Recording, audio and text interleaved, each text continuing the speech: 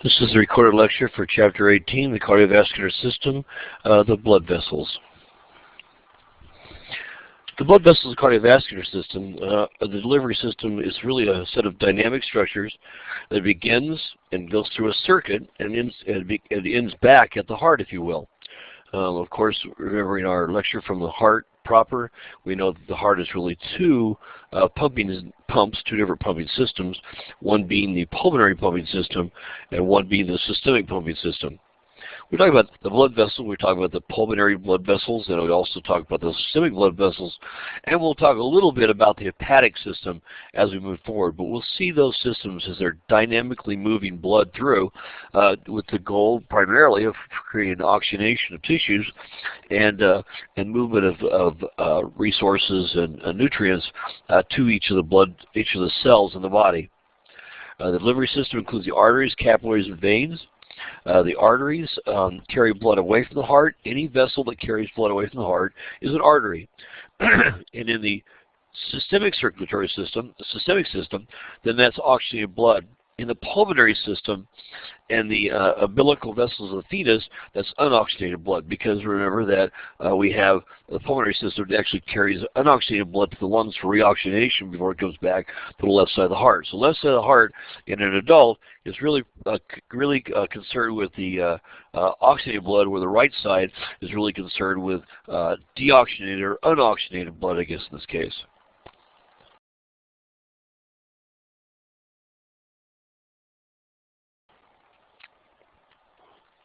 The vessels that bring blood back to the heart, whether they be pulmonary or systemic, are referred to as the veins, if you will.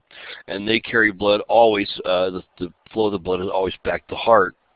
And between the two, in most cases, are capillaries. And capillaries are single-walled or single-wall, primarily tissue cells that directly serve the cellular needs. They allow the oxygen to pass through those walls and the CO2 to come back to those walls to be taken up by the blood.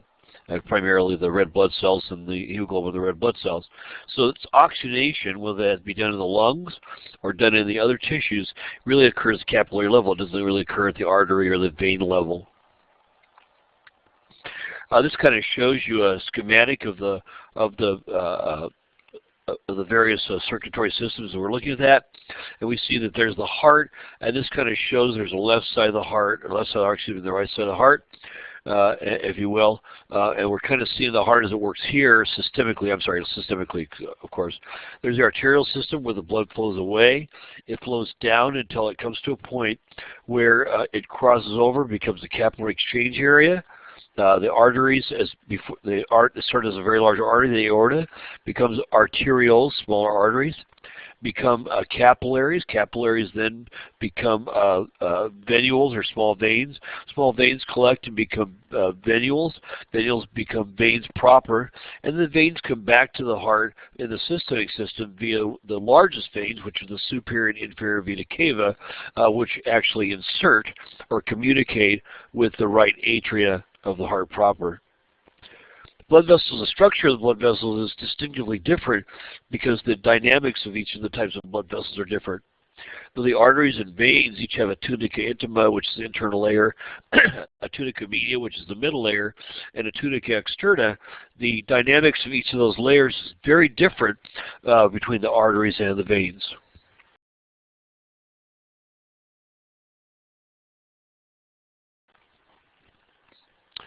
It's interesting to know that the tunica intima, which is really an endothelial layer, an internal layer, is really continuous in the arteries and veins with the endothelium layer that's the single layer, primarily, of capillaries. So this layer continues, all the other layers fall away as arteries and veins either begin to become capillaries with arteries or have been capillaries with veins, that is endothelium.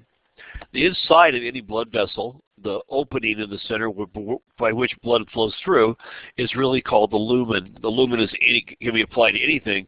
You can have a lumen of a needle, as a matter of fact. If you have a hypodermic needle where you give blood, or you give injections, if you will, the inside of the needle, the lumen, if you will, is hollow, allowing the dispensing of that fluid from the syringe through the point of the needle. This really looks at the various differences between the makeup, if you will, of the arteries and the veins and the capillaries, and a couple of things that kind of stand out. One is there's an endothelial layer, if you will, that's the inner lining of both the arteries and veins, as there's an endothelial layer which primarily is what the capillaries are made of. There's a subendothelial layer which kind of out our whole circumvents or circumscribes or encloses the endothelial layer. And then there's an internal elastic lamina layer that you can see right here down the line. You can see that on both sides. The tunica media is the musculature of both of those vessels. It's interesting that tunica media, obviously for arteries, is quite thick, and you'll see the tunica media for the veins is much thinner. We then have the tunica externa. You'll also hear the term adventitia, which is like a connective tissue made of collagen fibers. The adventitia for the arteries is much thinner than the adventitia for the veins. The adventitia actually supplies some level of stability for veins, where in the arteries the stability is really made up of that tunica media, or the musculature of the arteries. So you kind of feel for what we're talking about. We talk about the the two different major vessels, and of course the capillaries. When this talks about the tunica intima, that's the endothelial that lines the lumen of all the blood vessels, whether that be arteries or veins or capillaries. And in vessels that are larger than 1 millimeter, a subendothelial connective tissue and basement membrane is present around that endothelium to kind of give it some level of stability. The tunica media, as I said before, is smooth muscle, and it also has sheets of elastin fibers. The sympathetic vasomotor nerve fibers control the constriction or dilation of those blood vessels. Because they're muscular, it's really a control that is a voluntary or autonomic, if you will, automatic, actually not voluntary, automatic or involuntary sort of management. We have the tunica externa, and this, like it says here, it says the tunica adventitia. That's really made up of collagen fibers that protect and reinforce the vessels. What you see in the arteries is the tunica adventitia is very thick, but the tunica adventitia in the veins is much larger.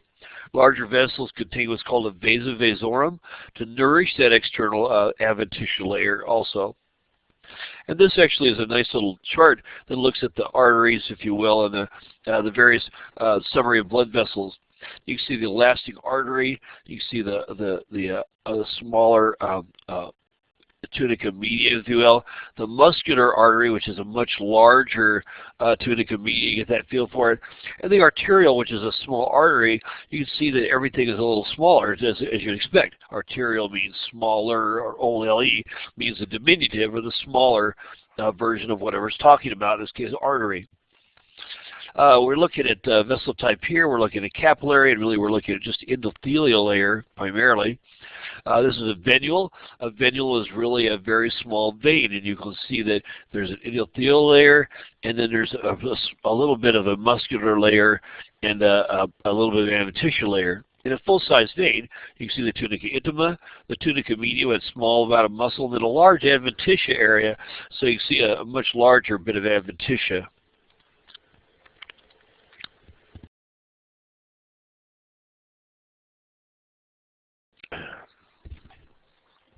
Talk about different kinds of arteries. The ones we talk about them based on their elastic or their thickness, if you will.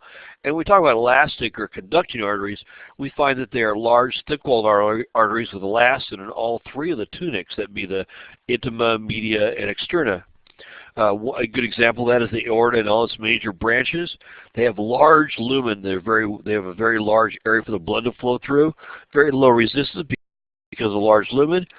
And they could act as little reservoirs, pressure reservoirs, which expand and recoil as the blood is injected from the heart. So they kind of expand and recoil, giving us almost our pulse. That's essentially what a pulse is as the blood is expelled from the heart, from the ventricles, it creates that short-term rise in blood pressure that gives us our high blood pressure, the systolic blood pressure, and of course the resting stage is our diastolic blood pressure. We also have muscular or distributing arteries and arterioles, and they're distal to those elastic arteries, and they deliver blood to body organs. They have a thick tunica media. That means they have more muscle with more smooth muscle, and they're very active in vasoconstriction, so they are very involved with the process of managing our blood pressure. And again, they're autonomic, and again, that is managed through the sympathetic and parasympathetic systems. Arterioles are the smallest of arteries. OLE is really the diminutive, or a way of saying a small version of an artery. They lead directly to capillary beds. They control the flow of the capillary beds via vasodilatation and vasoconstriction of their arteries, so they can control how the blood flows through and the in pressure in the capillaries. The capillaries are really microscopic blood vessels. The walls are really the tunica intima, and it's one cell layer thick, and that makes sense because it allows the air, oxygen, and CO2, the gases, to move freely back and forth through their walls from the hemoglobin of the red blood cells into the tissues proper. Pericytes help stabilize their walls, control their permeability, and the size allows only a single red blood cell to pass at one time. So the red blood cells kind of have to line up and pass in a kind of like a marching order. Capillaries are in all tissues except for cartilage, epithelia, cornea, and the lens of the eye. And their functions are clearly the exchange of gases, nutrients, wastes, and hormones, and that is essentially the only place, or the exchange of gases is called respiration. Respiration only occurs at the capillary level. It doesn't occur at the arterial level, it doesn't occur at the arteriole level, it doesn't occur at the vein level, or the venual level. And again, this looks at what we've seen before. You get this feel for what we're talking about. We're talking about the systemic system. Capillaries, there are three structural types of capillaries: a continuous capillary, what's called a fenestrated capillary, and finally a sinusoidal capillary, or sinusoids, as you'll hear that term also. The continuous capillaries are very abundant in the skin and muscles. They have tight junctions which connect endothelial cells. Their intercellular clefts allow for the passage of fluids and small solutes to move through. And the continuous capillaries of the brain have tight junctions, they're complete, and they form that blood-brain barrier we talked about the nervous system, which does not allow most bacteria and viruses to actually enter the central nervous system. This looks at a continuous capillary. What you're seeing is the least permeable and most common of all the capillaries. There's a pericyte right there. You're going to feel there's that lumen where the red blood cells kind of march through in order. There's the intracellular cleft, or the opening there, that endothelial cell layer, if you will. There's the penocytic vessels, the very tiny, tiny vessels. And you get that endothelial nucleus inside. And you see there's a pretty tight junction. There's a nice basement membrane covering. So you get kind of a feel for what we're talking about. We're talking about those continuous capillaries. The fenestrated capillaries, some endothelial cells contain pores we call fenestrations. And the more permeable, these are more permeable than obviously the continuous capillaries, which aren't very permeable. They function in absorption or filtration formation and are mostly located in the small intestines, the endocrine glands, and the kidneys. And that makes a lot of sense when you think about it. When we talk about fenestrated capillaries, you can see the penocytic vessels here, red blood cell and the lumen. The fenestration of the pores are quite a bit larger. There's the intracellular cleft, endothelial cells. There's the basement membrane right here, and there's that tight junction here, and then there's the endothelial nucleus. So you get a feel for how it's quite a bit different than that other capillary. The sinusoidal capillary, or the sinusoids, have fewer tight junctions. They have larger intracellular clefts and large lumens, and they're usually fenestrated, as we talked about. They allow large molecules of blood cells to pass between the blood and the surrounding tissues, and they're found primarily in the liver, the bone marrow, and the spleen, and so that's where you find those. And they're a lot different. They have, you see their endothelial cells, the large intracellular clefts allow for movement back and forth. You see there's the nucleus of the endothelial cells. They have an incomplete basement membrane. It's really kind of open and closed or haphazard. And you get a feel for those, where the tight junctions, but you really see that the architecture, the anatomy is much different.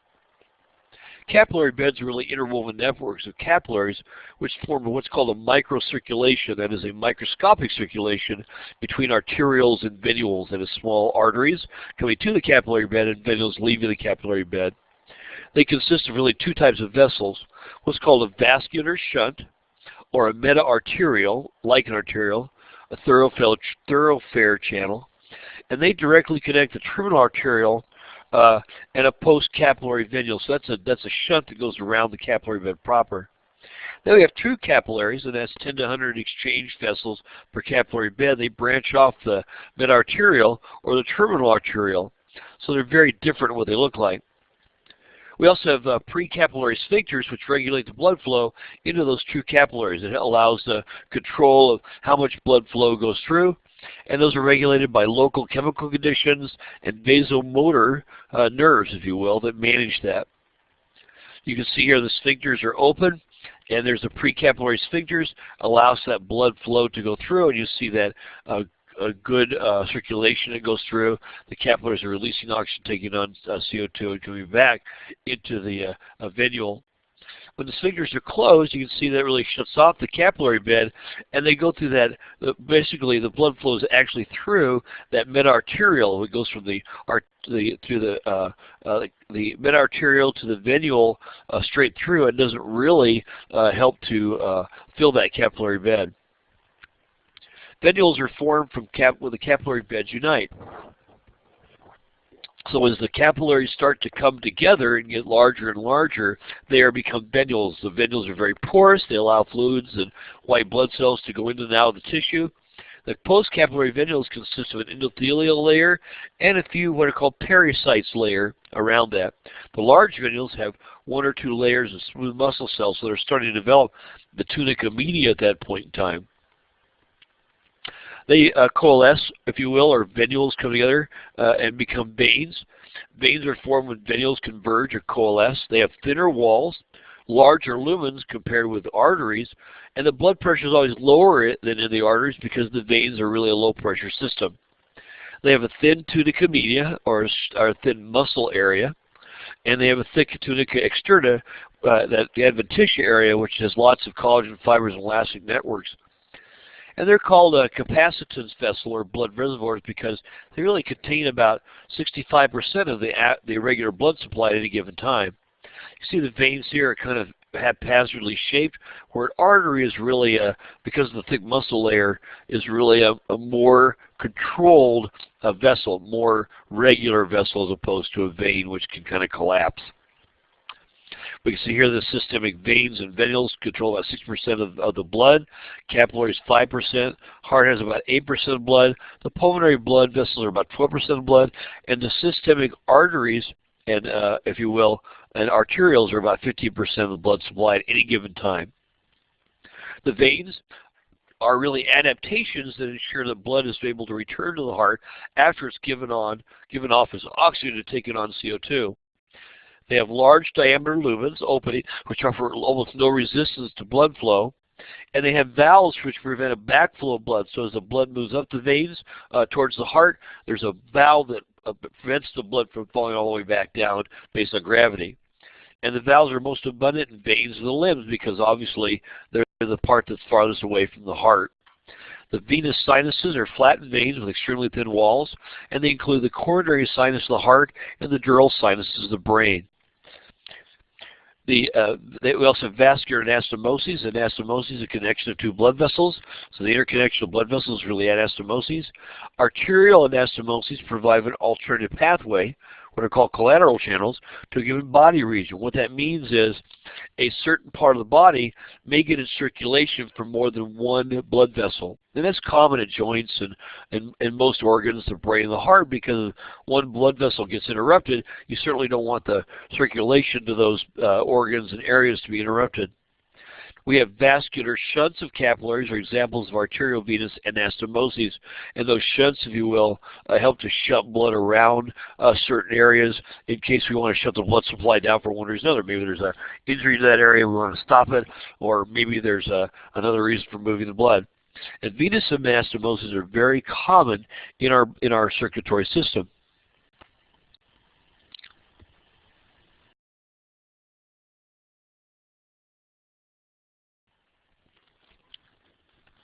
We talk about certain terms we want to define. One is blood flow, and that's really the volume of blood, which is flowing through whatever we're talking about, whether that be a vessel or an organ or entire circulation at any given period. It's really the flow of blood through the lumen, or through the opening or through the organ itself. It's measured in millimeters per minute, and it's equivalent to cardiac output for the entire vascular system. It's relatively a constant. The blood flow is constant at rest. It changes obviously with exercise, and it varies widely depending on the organ we're talking about or the needs we're talking about. Obviously, we start to exercise, our blood flow through our lungs and our heart and our skeletal muscles changes. Blood pressure is really the force per unit area exerted on the walls of the blood vessel by the blood. So what basically happens is as the heart contracts and expels blood out of the ventricles, it causes a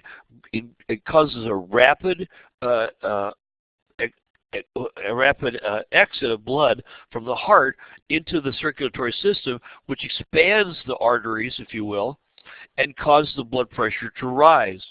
It's expressed in millimeters of mercury because we originally measured blood using mercury signal manometers, and it's measured as systemic arterial blood pressure in large arteries near the heart, and there's a systolic version and a diastolic version, or diastolic blood pressure. The systolic blood pressure is the blood pressure that's created when there's a force when that force is created by the expulsion of blood from the heart proper. The diastolic blood pressure is what happens when the heart is refilling and the circulatory system is really resting. And so it's much lower. So the pressure gradient provides the driving force that keeps blood moving from an area of higher to lower pressure areas within the circulatory system. There's also resistance, and that's peripheral resistance, and that kind of opposes the normal blood flow out of the heart. There's lots of things that cause resistance. There's friction along the sides of the blood vessels. There's the backup of blood sometimes when people have high blood pressure. And so it's generally encountered more in the peripheral system than it is in the pulmonary system. Though you can have pulmonary hypertension where the blood pressure in the pulmonary system is high and doesn't allow the right ventricle to expel blood easily through the pulmonary valve and the pulmonary arteries. There are three important sources of resistance. That's the thickness of the blood, the viscosity, the total blood vessel length, the bigger the vessel, and then the blood vessel diameter. We talk about the factors that remain relatively constant: blood viscosity, like it says, the stickiness of the blood due to formed elements of the plasma proteins. The blood vessel length, the longer the vessel, the greater the resistance encountered. So the longer the vessel, the greater the resistance.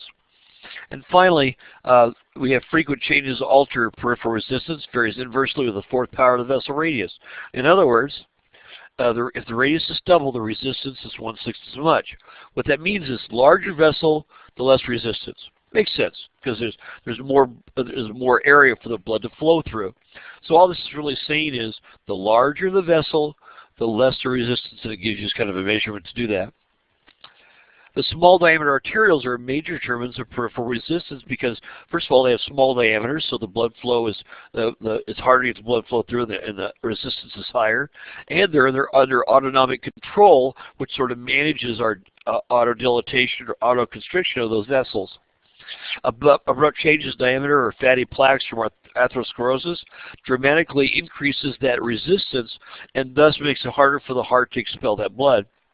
That disrupts what's called the laminar flow, and it causes turbulence. Laminar flow means that as blood flows through a blood vessel, there's friction on the outer edges of the blood vessel, so as the tunica intima touches the blood, it slows down that layer of blood.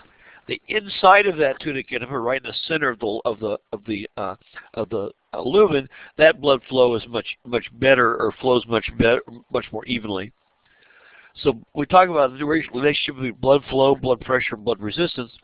Blood flow, or F, is directly proportional to the blood hydrostatic pressure gradient, or the delta P it's called. If the delta P increases, if the hydrostatic pressure increases, blood flow speeds up. Blood flow is inversely proportional to peripheral resistance. If the peripheral resistance increases, blood flow decreases. That makes sense. If there's more resistance to letting the blood out of the system, it's harder to put more blood in the system, and that's shown by blood flow, which is really the pressure gradient over the resistance. The resistance is more important in influencing local blood flow because it's easily changed by altering the blood flow diameter. This gives you kind of a nice feel for it.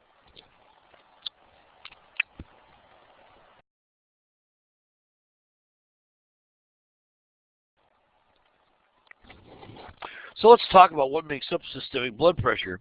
The pumping action of the heart generates a ejection of blood into the systemic blood system. The pressure results with a flow as opposed by resistance, because resistance meets that expelled blood and raises the blood pressure.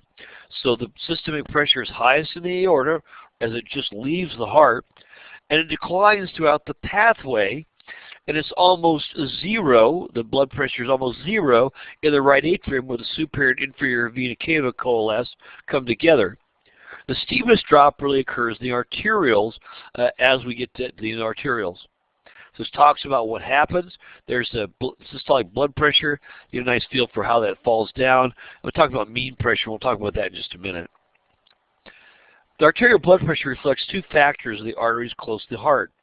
Their elasticity, that is their ability to sort of be like a rubber band, compliance or extension like a rubber band, and the volume of blood being forced into them. So the more blood, the more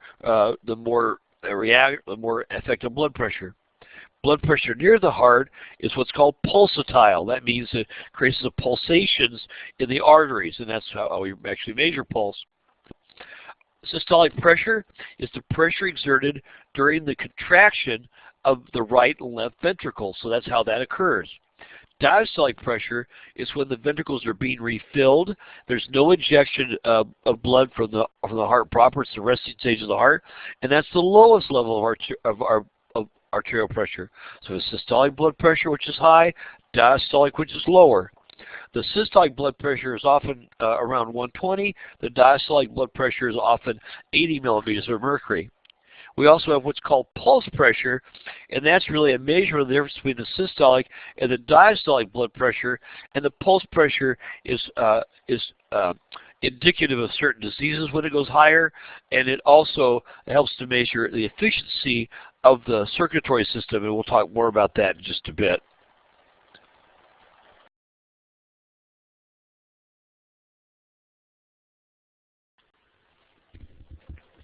We talked about the mean arterial pressure, and that's the pressure that actually propels the blood to the tissues. The mean arterial pressure is really that diastolic pressure, or the pressure at rest within the cardiovascular system, plus 1/3 of the pulse pressure. Now, the pulse pressure is the difference between the systolic blood pressure and the diastolic blood pressure. The pulse pressure and the mean arterial pressure both decline with increasing distance from the heart. So they are higher closer to the heart, and they decrease farther away from the heart, like we've talked about before. The capillary blood pressure can range anywhere from 50 to 35 millimeters of mercury. Low capillary pressure is desirable because high blood pressure would rupture those fragile, thin-walled, single-layered walled capillaries. Most are very permeable, so low pressure forces to filtrate into the interstitial spaces, allowing for movement of fluid in and out of the tissues. Venous blood pressure changes little during the cardiac cycle. The cardiac cycle really doesn't increase or decrease significantly the blood pressure in the veins. And there's a small pressure gradient, about 50 millimeters of mercury, through the venous system. Low pressure is due to a cumulative amount of effects from the peripheral resistance. So ultimately, the peripheral resistance has won out, so to speak, in the venous system. The way that we get blood back to the venous system is actually threefold. There's what's called the respiratory pump, or the respiratory pump. And as you breathe in and out, it creates a change in the pressure inside the endothoracic cavity, and that, if you will, causes squeezing of the abdominal veins and the thoracic veins, helping to pump the blood back to the heart. There's the muscular pump, where as you walk or move, there's contraction of skeletal muscles which sort of milk the blood towards the heart, and there are valves in the veins we talked about, which prevent that from falling back. So as you walk, it moves the blood back to the heart. And then there's a vasoconstriction of veins, and there's sympathetic control, which is has some effect. It can be detrimental if it's really goes out of whack, but its effect of moving blood back is not as good as the respiratory and the muscular pump mechanisms. This is the muscular pump mechanism. There's the valve. You see the skeletal muscles contract. They cause sort of milk the blood up. It goes in that direction, and when the muscles relax, if you will, the blood falls back down to whatever valve or just down to the valve that's just below where it's at. And so you can kind of feel for how that works. Maintaining blood pressure requires the cooperation of the heart, the blood vessels, the kidneys, and is supervised neurologically through the autonomic nervous system and the brain. The main factors influencing blood pressure are cardiac output, that peripheral resistance we talked about, and overall blood volume. Maintaining blood pressure, remember we talked about that. We talked about flow equal to delta P over PR, and cardiac output equaling delta P over PR, so it's the same thing. Blood pressure equals cardiac output times PR, and the cardiac output depends on blood volume. PR is peripheral resistance, sorry. Blood pressure varies directly with cardiac output, peripheral resistance, and blood volume. We know that. Changes in one of those variables are quickly compensated for by changes in the other variables. So if the cardiac output decreases, peripheral resistance probably is going to increase. If blood volume decreases, cardiac output will increase, and peripheral resistance will increase. So you kind of feel what we're talking about. Cardiac output is determined by the venous return and the neural and hormonal controls exerted by the endocrine and the nervous system. The resting heart rate is maintained by the cardioinhibitory center via the parasympathetic vagus nerves, and stroke volume is controlled by the venous return in diastolic volume or stroke volume by that venous return. During stress, the cardioauxiliary center increases the heart rate and stroke volume via the sympathetic stimulation. So cardiac output then falls under sympathetic stimulation, ESV decreases, and the MAP increases. We're talking about the mean arterial pressure. And this is a nice little slide you can look at in your book, which takes you through what we just talked about. Control of blood pressure can be short-term and long-term. Short-term neural and hormonal controls counteract fluctuations in blood pressure by altering the peripheral resistance. Remember, that occurs primarily at the arterial level. The long-term renal regulation of blood pressure counteracts fluctuation of blood pressure by altering the blood volume via various hormones, antidiuretic hormone, aldosterone, antidiuretic hormone from an injured heart. All those things play a part in our the total blood volume we have. The short-term mechanisms are the neural controls. The neural controls the peripheral resistance. They maintain a mean arterial pressure by altering blood vessel diameter, primarily at the arterial level. They alter blood distribution in response to specific demand, so they can shut blood to the parts of the body that really need it. Neural controls operate via what are called reflex arc that involve baroreceptors. A baroreceptor is a pressure receptor, and vasomotor centers and vasomotor fibers, and then vascular smooth muscles. So that's how they exert their control. A vasomotor center is a cluster of sympathetic neurons in the medulla that oversee the change in the blood vessel diameter. They cause vasodilatation or vasoconstriction. Part of the cardiovascular center, along with the cardiac centers, also manage that vasomotor part of the vasomotor center. And then the vasomotor center maintains vasomotor tone, moderate constriction of arteries when there's no direction for change. The vasomotor center receives inputs from the baroreceptors, chemoreceptors measuring the chemical components of blood, and the higher brain centers, and that manages the constriction or the dilatation of blood vessels. In the baroreceptors are located in the carotid sinuses, the aortic arch, and the walls of the large arteries of the neck and the thorax. Baroreceptors, they increase blood pressure, stimulates those baroreceptors to increase the input to the vasomotor center. It inhibits the vasomotor center, causing the arterioles to dilate and the veins to dilate to some degree. And it stimulates the cardioinhibitory center, so it reduces the blood flow, if you will. This takes you to that process. The stimulation is blood pressure. You have increased blood pressure, and arterial blood pressure rises above the normal range. You see that the baroreceptors and the carotid sinuses and the aortic arch are stimulated. They're activated.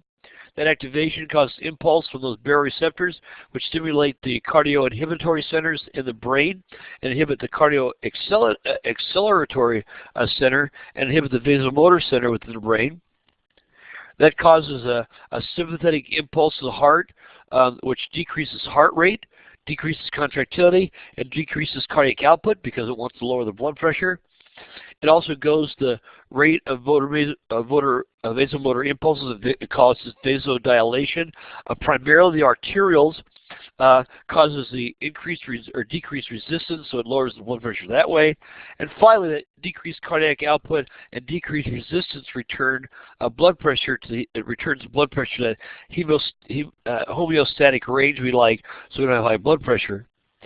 If there's a decreased blood pressure, the arterial blood pressure falls below the normal range. What happens is the baroreceptors, the carotid sinuses, and the aortic arches are inhibited, and that causes the impulse from the baroreceptors to stimulate the cardioacceleratory center, accelerator center, and inhibit cardioinhibitory centers, and to stimulate the vasomotor centers again. That causes increased sympathetic impulse to the heart, which increases the heart rate, increases contractility, and increases cardiac output.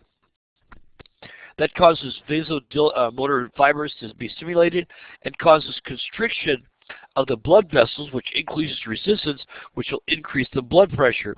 That increased cardiac output, increased resistance of the return blood pressure, returns the blood pressure to that homeostatic range that we want to hold on to. And this kind of looks at that overall process we just went through.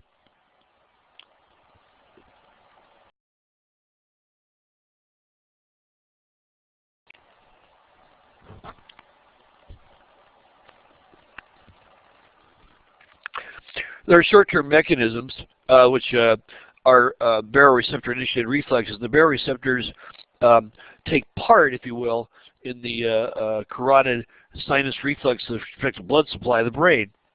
The baroreceptors taking part in the aortic reflex help to maintain the adequate blood pressure in the systemic circuit. So the baroreceptors in the carotid sinus are really to manage the blood pressure to the brain. The baroreceptors of the aortic arch, if you will, aortic reflex, help to maintain the adequate blood pressure in the systemic circuit. The chemoreceptor-initiated reflexes are located in the carotid sinuses, the aortic arch, and the large arteries of the neck. The chemoreceptors respond to rises in CO2, a drop in pH, or a drop in oxygen. Increased blood pressure via the vasomotor center and the cardioacceleratory center, that's what happens when those occur. So they respond to that, increasing blood pressure via that vasomotor and cardioacceleratory center. They're more important than the regulation of the respiratory rate, and we'll talk more about that when we hit the chapter 22. Influence on higher brain centers, reflexes that regulate blood pressure, are integrated in the medulla. The higher brain centers, the cortex and the hypothalamus, can modify blood pressure via relays to the medullary centers, and so they manage that autonomic system. The hormonal controls, the adrenal medulla hormones of norepinephrine and epinephrine, cause a generalized vasoconstriction and increased cardiac output. So angiotensin II, which is generated by the kidney release of renin, causes vasoconstriction, so it increases blood pressure, if you will, through increased resistance. Atrial natriuretic peptide, which is causes blood volume and blood pressure to decline, which causes generalized vasodilatation. That's the hormone, if you will, that's released by the injured part of the heart to decrease the overall load of the heart during injury or myocardial infarction. The opposite direction is the antidiuretic hormone, ADH. The synthetic version or the injectable version we have is called vasopressin, which causes retention of fluid, causes intense vasoconstriction, and in cases, when there's cases of extremely low blood pressure, it helps to make the blood pressure go back up by retaining fluids and causing vasoconstriction of the blood vessels. The long-term mechanisms include renal regulation. We have baroreceptors which quickly adapt that chronically higher or low blood pressure. Long-term mechanisms step in to control the blood pressure by altering the overall blood volume. Kidneys act directly and indirectly to help regulate arterial blood pressure. They have that direct renal mechanism, and they have an indirect renal mechanism which is called a renin-angiotensin cycle. The direct renal mechanism alters blood volume independently of hormones, and the increased blood pressure or blood volume causes the kidneys to eliminate more urine, thus reducing blood pressure. If there's a decreased blood pressure or blood volume, it causes the kidneys to conserve water, and the blood pressure thus rises. The indirect mechanism is called that renin-angiotensin mechanism. Decreased arterial blood pressure causes the kidneys to release renin. Renin causes the production of angiotensin II, and angiotensin II is a potent vasoconstrictor, causes the blood vessels to constrict. Angiotensin II perpetuates aldosterone secretion. Aldosterone causes increased renal absorption of sodium. Wherever sodium goes, water follows, so there's less urine output, more water retention. So angiotensin II stimulates that antidiuretic hormone release, causing retention of fluids and low blood pressure. And this takes you through that increased blood pressure, lower blood pressure cycle through that table. Another table which really looks at the the various mechanisms that the body does for blood loss or blood gain, and maintaining blood pressure.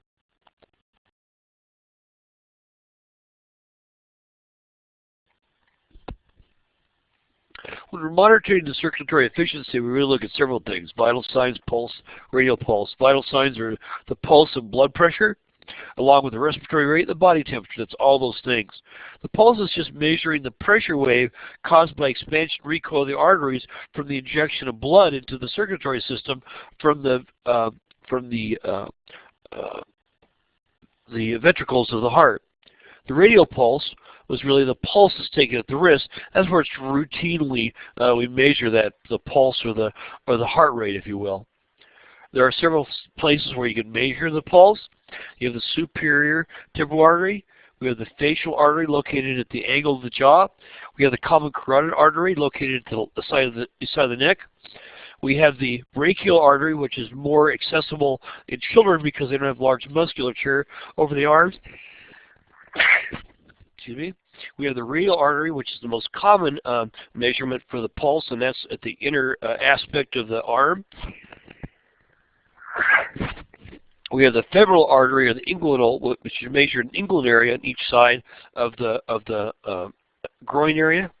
We have the popliteal artery, which can be palpated on the posterior aspect of the knee. We have the posterior tibial artery, which can be measured on the inner aspect and posterior aspect of the leg. And we have the dorsalis pedis artery, which is located right at the top of the foot.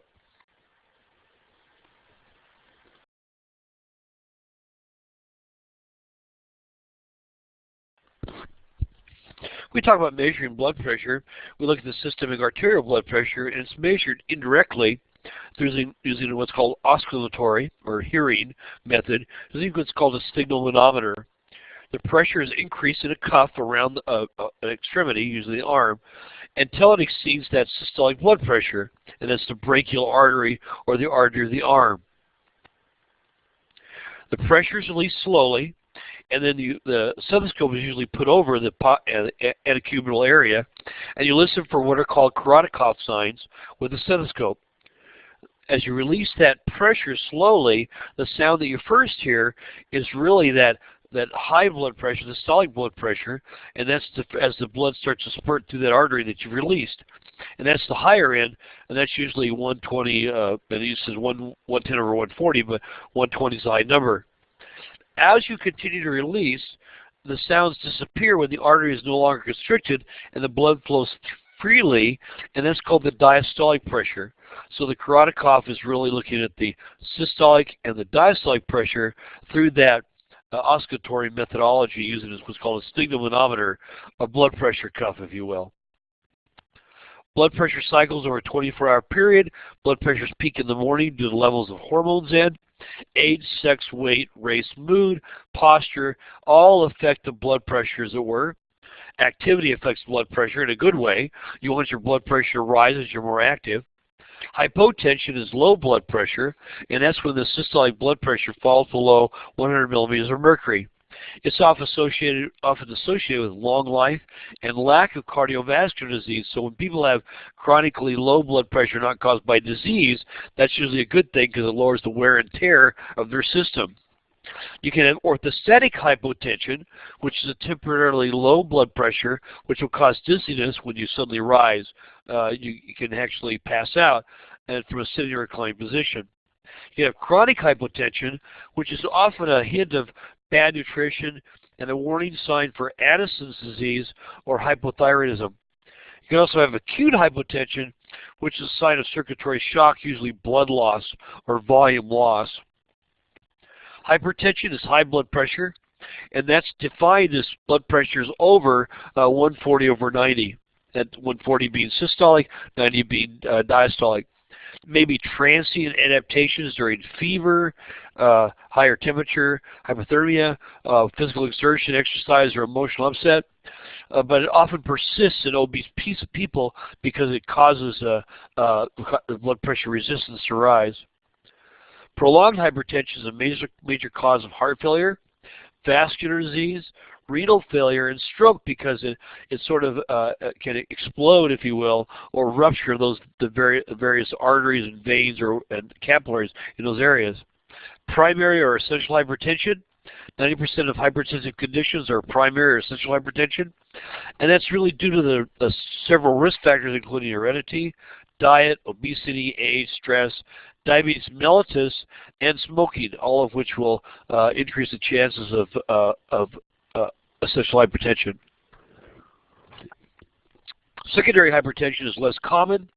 It's due to identifiable disorders, including kidney disease, arteriosclerosis, and endocrine disorders such as hyperthyroidism and Cushing's syndrome. So those are things that cause what are called secondary hypertension. We look at blood flow through body tissues. We call another way of saying blood flow is really tissue perfusion, or blood flowing to the tissue. And because blood flow is involved in the delivery of oxygen, nutrients to, and removal of waste from the tissue cells, it's pretty important. Blood flow is involved with gas exchange. Obviously, not just the oxygen, but also CO2. It's important with the absorption of nutrients from the digestive tract. It helps to create urine formation in the kidneys, and the rate of flow is precisely the right amount to provide that proper function. So blood flow has to be under very strict controls. It's interesting that if you increase exercise, what you see is that the brain's blood pressure or blood flow stays fairly constant. The heart rate will increase depending on exercise. The skeletal muscles can increase by over 10 times the blood flow. Skin blood flow can be decreased to 0 depending on what happens. Kidney blood flow can decrease depending on the other needs to shut the blood. Abdominal blood flow has great changes because as you exercise more, less blood goes to the abdominal area, and the other parts can be shunted also. So blood is shunted back and forth through the system to the areas that most need it. The velocity of blood flow changes as it travels through systemic circulation. We've already said that. It's inversely related to the total cross-sectional area, which means that the blood flow is greater when there's the larger the area, the less the blood flow. It's fastest in the aorta, slowest in the capillaries, so the smaller capillaries don't have as much blood flow, and increases again as the veins get larger. Slow capillary flow allows adequate time for the exchange between bloods and tissues, which is important, obviously, towards respiration of the tissues. And this actually looks at that relative cross-section area, the different vessels of the vascular bed. And you can see the different pressures as we go through the arteries, arterioles, the capillaries, venules, and the veins as we go back. And you can see that through that particular chart. There's an auto-regulation mechanism. There's an automatic adjustment of blood flow to each tissue in proportion to its requirements. At any given point in time, it's controlled intrinsically by modifying the diameter of the local arterioles which feed the capillaries. That is independent of the mean arterial pressure, which is controlled as needed to maintain constant pressure.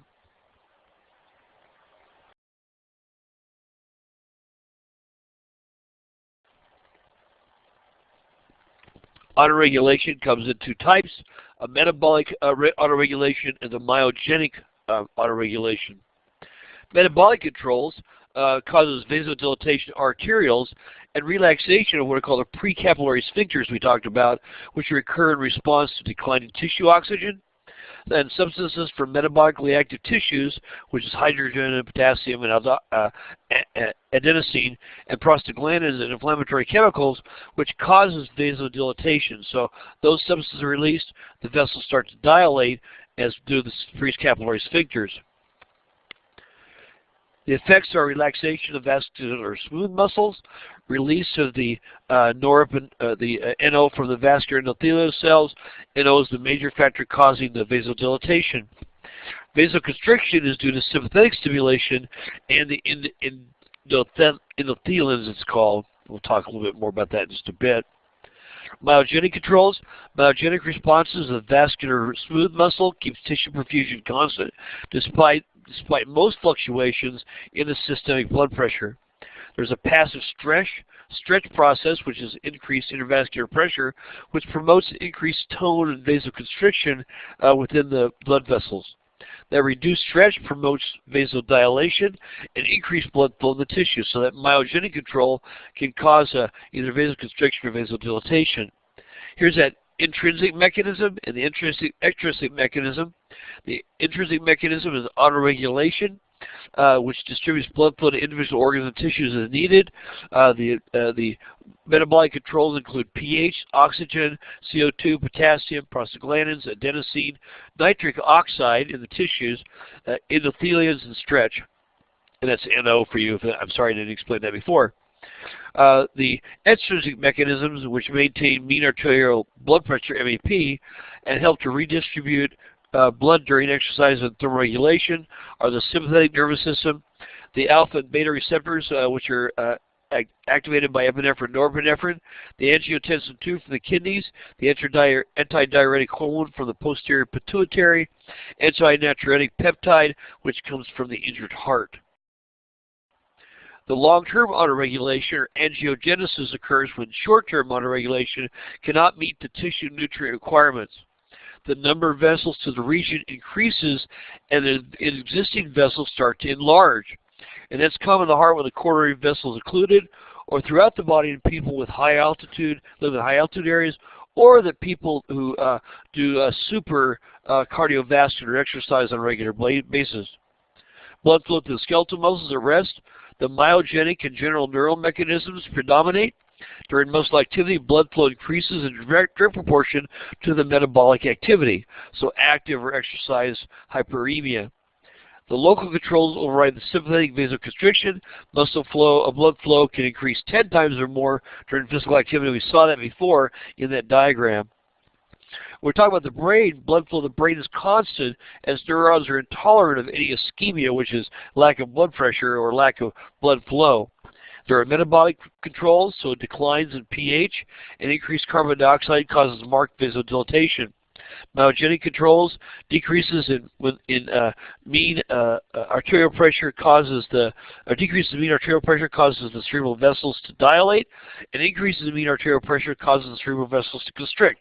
So there's a very close monitoring of the blood pressure to the brain. The brain is vulnerable under extreme systemic pressure changes, and so the mean arterial pressure below 60 millimeters of mercury can cause syncope or fainting, and the mean arterial pressure above 160 can result in a blowout, if you will, or a tear in the cerebral arteries, causing bleeding in the cerebral brain proper and a cerebral vascular accident. Blood flow to the skin supplies, obviously that blood flow supplies nutrients to cells, and the autoregulation is in response to the oxygen need of the skin. The blood to the skin helps to maintain body temperature, and that's controlled by the neurovascular, the nervous system, and it provides a blood reservoir, which is also neurally controlled. Blood flow to the venous plexus below the skin surface varies from 50 millimeters per minute to 2,500 mils per minute, and it depends on the body temperature. The higher the body temperature, the higher the blood flow.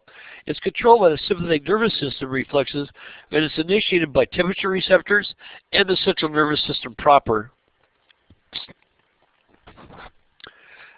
As temperature rises, that is the heat exposure or fever or vigorous exercise, the hypothalamic signals to reduce the vasomotor stimulation of the skin vessels, and heat then radiates from the vessels out from the skin.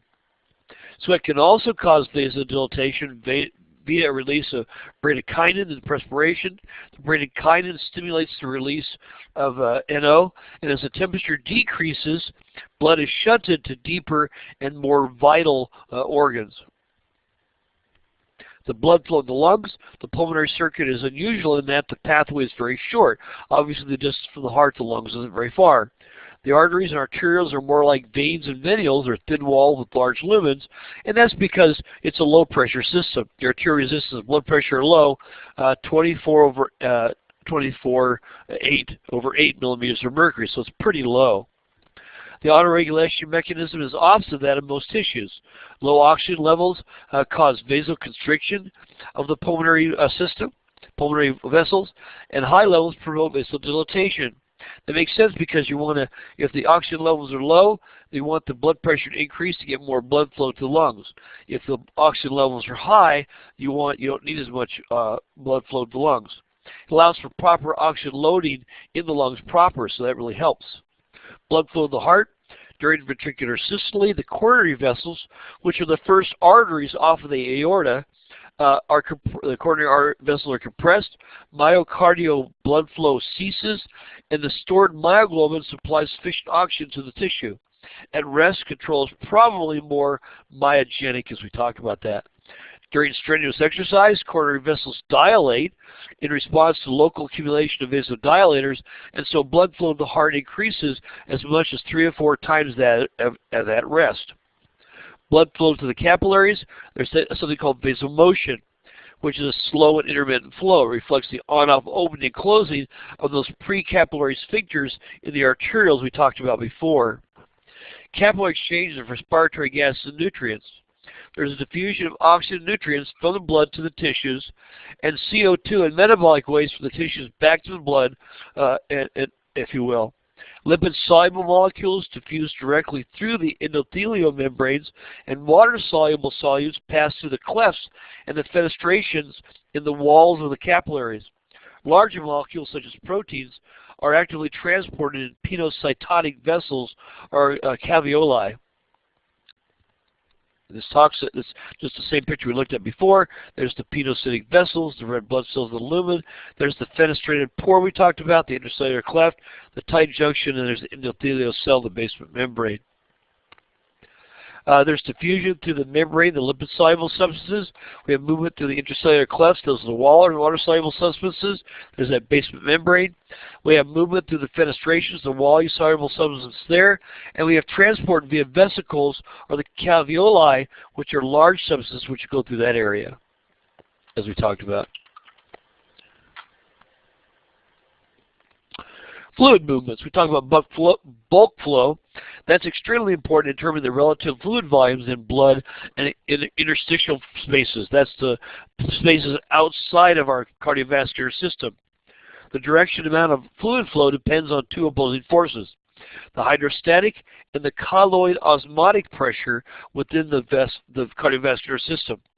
The hydrostatic pressures are really the pressures created by blood pressure with the contraction of the heart and the blood being exerted out through from the ventricles, as well as the constriction, the vasoconstriction or vasodilation of the blood vessels within the cardiovascular system. So capillary hydrostatic pressure is really capillary blood pressure and tends to force fluids through the capillary walls. The capillary hydrostatic pressure, capillary blood pressure is greater at the arterial end, 35 millimeters of mercury, of a bed other than the venule, which is only 17 millimeters of mercury. The interstitial fluid hydrostatic pressure is usually assumed to be 0 because of the lymphatic vessels, which are a low pressure system. The colloid osmotic pressure, which is called the capillary colloid osmotic pressure, the onconic pressure, is really created by the plasma proteins inside of the blood proper, which tend to draw blood towards them based on that osmotic process we talked about before. Remember, osmosis is a process of blood flowing from an area of low concentration to an area of high concentration, and if the amount of blood proteins are higher than the interstitial fluid, then fluid will be drawn from the interstitial fluid into the intravascular system. The interstitial fluid osmotic pressure is usually very low, 1 millimeter of mercury as opposed to 26 millimeters of mercury of the onconic pressure within the cardiovascular system, because there's a very low protein content in that area. That filtration pressure, NFP, comprises all the forces acting on the capillary bed. They include we go back, you see the HP, which is the hydrostatic pressure, and the oncotic pressure. So the oncotic pressure in the capillary to the interstitial fluid, and the oncotic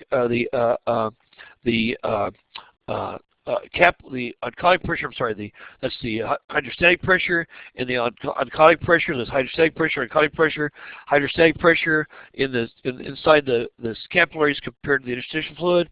The oncotic pressure in the capillaries, the interstitial fluid, and that minus that, and minus that, minus that gives you really the net filtration pressure. At the arterial end of the bed, the hydrostatic forces dominate. At the venous end, the osmotic forces dominate. So excess fluid is returned to blood via that lymphatic system. And this really talks about all we've just had that conversation about earlier. We have circulatory shock, which is an aversion, if you will, to the homeostatic blood pressure we talk about.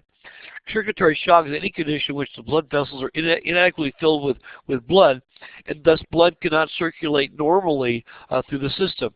Results in inadequate blood flow to meet the tissue needs, and thus the tissues become go into hypoxia. Circulatory shock, we have hypovolemic shock, which results from a large blood loss. So if you have a large blood loss through excessive bleeding, that's where it happens. We can have vascular shock, results from extreme vasodilatation and decreased peripheral resistance. Vascular shock happens when the blood vessels are for whatever, have extreme dilation. There are certain toxins that bacteria create which do exactly that. They shut down the body's ability to vasoconstrict the blood vessels, and so they cause low blood pressure. We have cardiogenic shock when the heart can't sustain the adequate circulation. It's not able to meet that due to injury. And this takes you through that process. There's a table in your book that you can look through. We have circulatory pathways. There's two main pathways, obviously. There's the pulmonary circulation and the systemic circulation. The pulmonary circulation is a short loop circulation that runs from the heart to the lungs and back to the heart again. We already know that because we talked about that. We talked about the cardiovascular system and we talked about the last chapter. We have the systemic circulation, which is the long loop system, which actually goes from the heart to all parts of the body and then back to the heart again. And you can see that as we look through that, the pulmonary arteries, you see the pulmonary system, which is the right side of the heart, and the arterial system, which is the systemic system, which is the left side of the heart. And this takes you all the way through that as you look at the systemic system right there. The difference between the arteries and veins of the two systems is that the delivery, the blood is pumped in a single systemic artery, the aorta, and the veins, the blood returns via superior and inferior vena cava and through the coronary sinuses, the coronary sinus. The location of the arteries are deep and protected by tissues because you don't want them injured, and the veins are also both deep and superficial because they have to feed the capillary beds in the superficial areas of the body. The arteries are fairly distinct because they have that very thick tunica media because they to provide that vasoconstriction and dilatation. And the veins have numerous interconnections as they coalesce from the capillary beds. The arteries have a very predictable supply. The veins are usually similar to arteries, except the dural sinus and the hepatic portal circulations. And this takes you all the way through that process, if you will. As we look at that, we look at the arteries of the head trunk. You can go through the list here. It's important for you to know what all of those are as you go through your studies. This takes you through a schematic of those and where they come off of. And what you're seeing is a couple of interesting things here. This is really the circulation to the brain. You can see that you have the internal and external carotids. The external carotids, you can see the arteries that come off there, and the internal carotids as it goes into the interior of the brain. And this talks about the arteries there, and you can see the arteries of the head and neck, and it's important that you know where those are at and what we're talking about. We talk about the various arteries and what they come off of. We're talking about the brain proper. You can see the major arteries serving the brain. This is an inferior view. It's important that you understand that the vertebral artery feeds them all as it comes up. And so everything comes up the vertebral artery to the underside of the brain. That's kind of important. And as you're looking at the various arteries in the brain, the internal carotids, if you will, and the middle cerebellar and all of that. I really want you to get a feel for what we're talking about. We're talking about the blood supply. Again, this talks about the upper extremity of blood supply. And you can see that here. This goes through all the arteries of the upper extremity. This talks about the main abdominal aorta and what comes off the abdominal aorta. And there's a way to look at the schematic. And you can see that here, the abdominal aorta. It's important that you follow those arteries. You can see the inferior vena cava, if you will, as it comes up. There's the celiac trunk. And off of the celiac trunk comes the common hepatic artery, the hepatic artery proper, as well as the splenic artery. Comes off the gastroduodenal artery, and you get a feel for, as that moves out, you get the feel for the right epiplotic, I can't say that, artery. It's really called the epiplotic artery. You'll hear that same term, if you will. And as it comes off the superior mesenteric artery. So you need to know how those arteries come up, and I would know that. We're looking at the major branches of the abdominal aorta. You can see that there's an abdominal aorta as it enters the abdomen from the aorta proper. You can see that it's gone through the diaphragm, and you can see all the various arteries that come off and that feed, and you'll need to know that for your exams. This looks at the distribution of the superior and inferior mesenteric arteries, and you get a feel for that as they feed to the various parts of the body. And finally, this looks at those various the architectures of those various arteries. This looks at the lower extremity. You get a feel for what's coming off the common iliac artery, and as it splits into the internal and external iliac arteries and how this splits out there.